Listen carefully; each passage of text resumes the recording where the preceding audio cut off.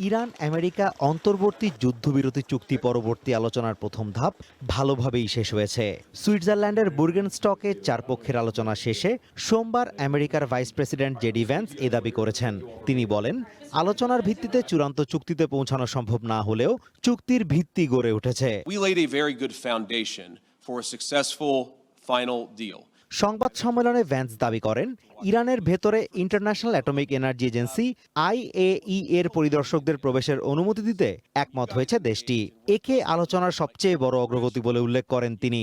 We, and this is probably what we're most excited about as Americans, the Iranians have agreed to invite IAEA inspectors back into their country.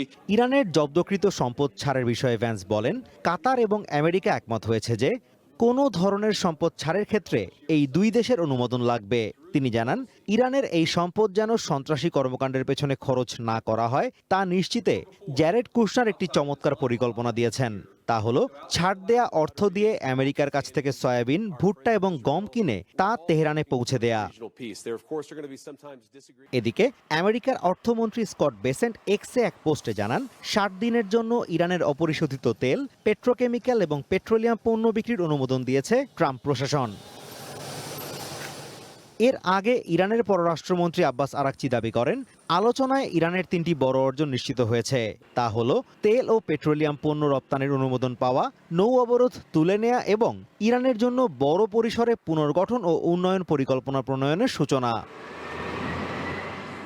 Azimur Rashid Kanak, one international desk.